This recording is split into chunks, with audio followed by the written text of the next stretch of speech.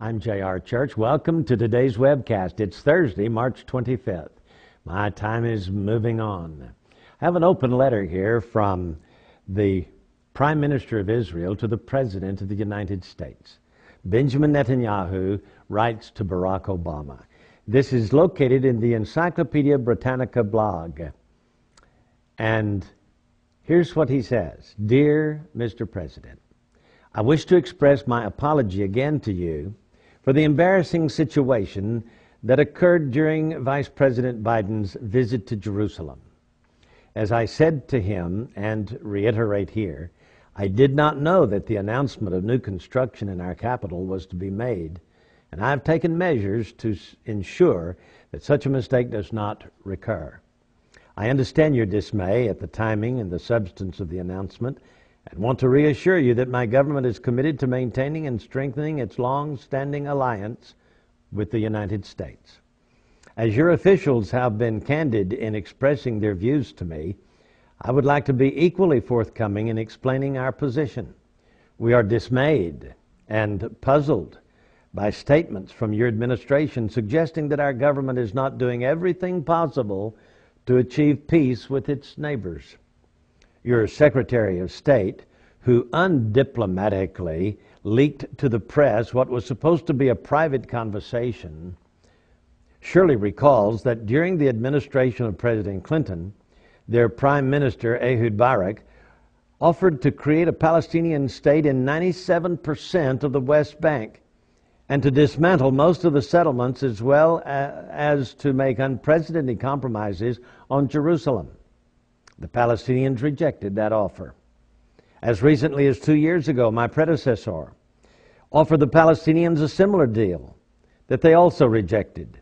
In fact, as our ambassador, historian Michael Oren, can easily document, it is the State of Israel that has repeatedly offered and made compromises in the interest of peace. As you know, I have repeatedly expressed a willingness to sit down with the Palestinians and negotiate all outstanding issues. It is their leadership, however, that has refused to come to the negotiating table. I must add that in all candor, that their recalcitrance is in part related to your insistence on a settlement phrase that was never before a precondition for their participation in the peace talks. The Palestinians now have the impression that your administration will force Israel to capitulate to their demands, a view that has been reinforced by the uncharacteristic public attacks of the last week. I'm well aware of your position on settlements and want to assure you that the State of Israel has repeatedly shown it is prepared to take difficult and risky steps in the hope of peace. Israel withdrew all of its settlements from the Sinai when Egypt made a commitment to full peace. Just 5 years ago, Ariel Sharon removed every soldier and settler from Gaza in the hope that this would prompt peace.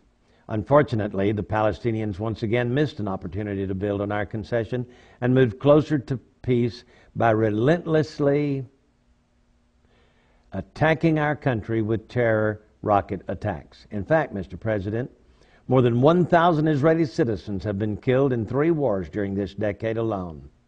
As Commander-in-Chief fighting 2 wars, I know you can appreciate what this sacrifice means. As a result of the Gaza experience, the people of Israel are in no mood to make new concessions to the Palestinians in the absence of gestures on their side that they are committed to peace. But all we see is continued incitement, lately reflected in calls for a holy war against Israel and belligerents.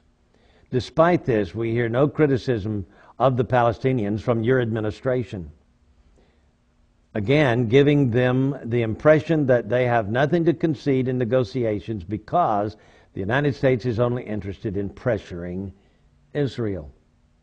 I have imposed a freeze on settlement construction in the West Bank at your insistence, despite the difficulties this has created for me politically. The Palestinians did not reciprocate. In fact, they hardened their position. I must also respectfully decline your request to freeze construction in Jerusalem. We are not building settlements. We are developing our capital. When you or the Palestinians or anyone else suggests that we stop building in Jerusalem, I must be blunt and say that this is unacceptable and was unacceptable to my predecessors. Israel values its long-standing special relationship with the United States, and I can assure you that I am committed to working to strengthen that bond.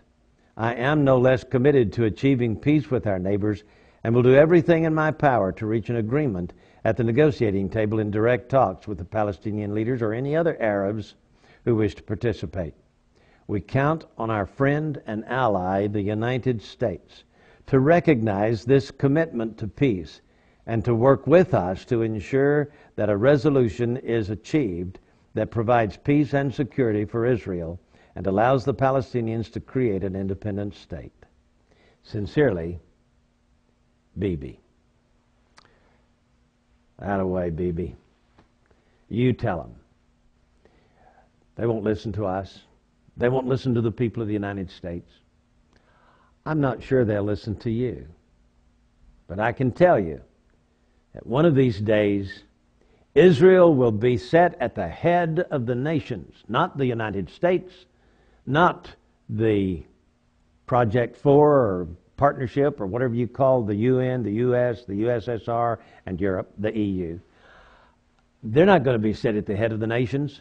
When Jesus comes to reign as King of Kings and Lord of Lords, Jerusalem will be the capital, his capital, and your capital, Bibi.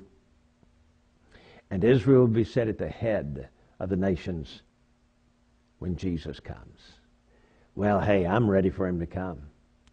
Even so, come, Lord Jesus. My prayer is that he will come very, very soon.